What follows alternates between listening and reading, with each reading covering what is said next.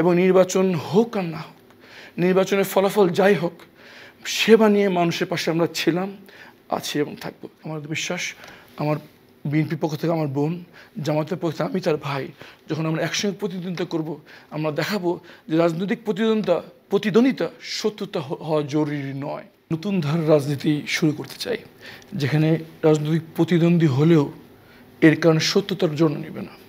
আমরা সুস্থ প্রতিযোগিতা করব।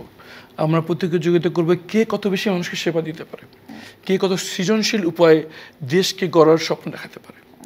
এই জন্য সবার আগে আমি বাংলাদেশ জাতীয়তাবাদী দলের ভারপ্রাপ্ত চেয়ারম্যান জনাব তারেক রহমানকে ধন্যবাদ জানাবো, যিনি একটি গুমের ভুক্তভোগী পরিবারকে ঢাকার মতো গুরুত্বপূর্ণ আসনে মনোনয়ন দিয়ে তাদেরকে সম্মানিত করেছেন। আপনি নির্বাচনে লড়ছেন, ভোটে লড়ছেন, এটা ভীষণ ভালো লাগারও দেখতে, কারণ আপনি আবার ফিরে এসেছেন এবং মজলুমদের কথা বলছেন। তবে আরও এক মজলুম পরিবারের সদস্যই আপনার একজন বিপক্ষের প্রার্থী, মায়ের ডাকের কথা আপনি বলছিলেন, যারা আপনার জন্য কণ্ঠ তুলেছে। সেই মায়ের ডাকের অন্যতম যিনি উদ্যোক্তা, যে সুমন ভাইয়ের কথা বলছেন, সুমন ভাইয়ের বোন তুলি আপা।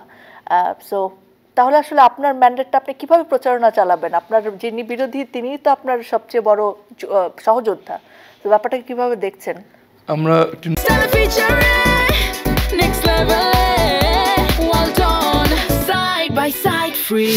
নতুন ধারার রাজনীতি শুরু করতে চাই, যেখানে রাজনৈতিক প্রতিদ্বন্দ্বী হলেও এর কারণে সত্যতার জন্য নেবে না। আমরা সুস্থ প্রতিযোগিতা করব। আমরা প্রতিযোগিতা করবো কে কত বেশি মানুষকে সেবা দিতে পারে, কে কত সৃজনশীল উপায়ে দেশকে গড়ার স্বপ্ন দেখাতে পারে। এই জন্য সবার আগে আমি বাংলাদেশ জাতীয়তাবাদী দলের ভারপ্রাপ্ত চেয়ারম্যান জনাব তারেক রহমানকে ধন্যবাদ জানাবো, যিনি একটি গুমের ভুক্তভোগী পরিবারকে ঢাকার মতো গুরুত্বপূর্ণ আসনে মনোনয়ন দিয়ে তাদেরকে সম্মানিত করেছেন।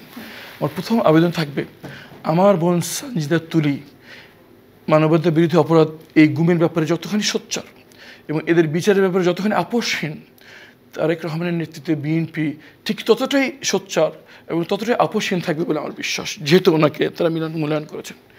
দ্বিতীয়ত হচ্ছে, আমরা আশা করি এই যে বাংলাদেশের অসুস্থ রাজনীতি, প্রতিহিংসা রাজনীতিক প্রতিনিধিত্ব একজন একজনকে হত্যা করে বৈধ মনে করেন, এটা পরিবর্তন হওয়া দরকার। আমার বিশ্বাস, আমার বিএনপির পক্ষ থেকে আমার বোন, জামাতের পক্ষ থেকে আমি তার ভাই, যখন আমরা একসঙ্গে প্রতিদ্বন্দ্বিতা করব, আমরা দেখাবো যে রাজনৈতিক প্রতিদ্বন্দ্বিতা শত্রুতা হওয়া জরুরি নয়। এরপরে প্রশ্ন হচ্ছে, তাহলে আমি জনগণকে কেন আমাকে ভোট দিচ্ছে? আমার তিনটি কথা এখানে। প্রথম কথা হচ্ছে, আমার জন্ম মিরপুরে, আমি মিরপুরের সন্তান।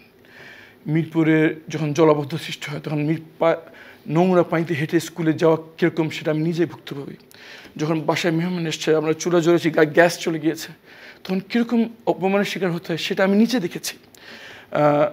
কিশোর গ্যাংয়ের দৌরত্ব, অবাধ মাদক বিক্রি, আমাদের বোনদের রাস্তায় টিজিং, যৌন হয়রানির শিকার, এগুলো আমি নিজে ভুক্তভোগী।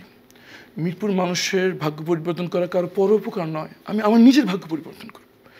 এই জন্য আমি মনে করি যে আমি মিরপুরের সন্তান হিসেবে মানুষকে ভাগ্য পরিবর্তন করার জন্য কী করা দরকার সেটা আমি নিজের শৈশব থেকে ভুক্তভোগী হওয়ার কারণে, এই অলিতে গলিতে শৈশব কৈশোর যৌবন কাটানোর কারণে আমি আশা করি যে আমি তাদেরকে সবচেয়ে বেশি সেবা দিতে পারবো ইনশাআল্লাহ।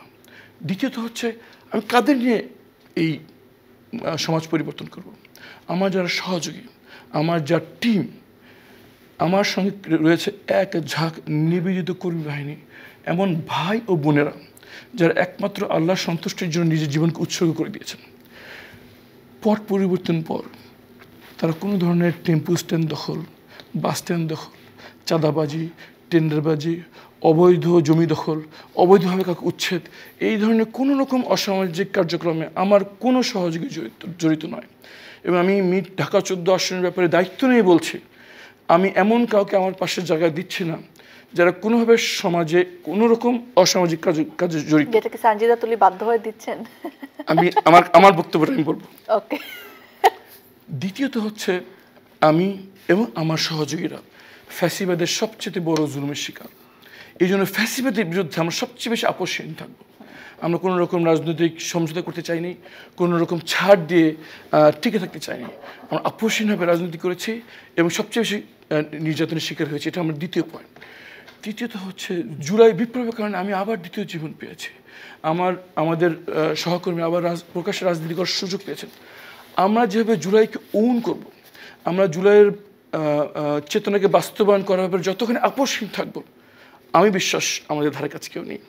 এবং সর্বশেষ আমরা মানুষকে যতখানি সব সেবা দেওয়ার চেষ্টা করেছি যখন কোনো নির্বাচন ছিল না, আমরা এখন সেবা দিচ্ছি যখন নির্বাচন সামনে আছে।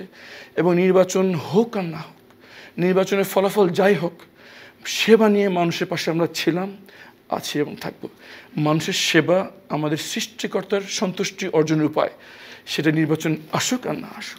অনেক অনেক ধন্যবাদ, শুভকামনা আপনার জন্য এবং যারা আপনার মতো সুস্থ রাজনীতির আশা করেন তাদের সকলের জন্য শুভকামনা।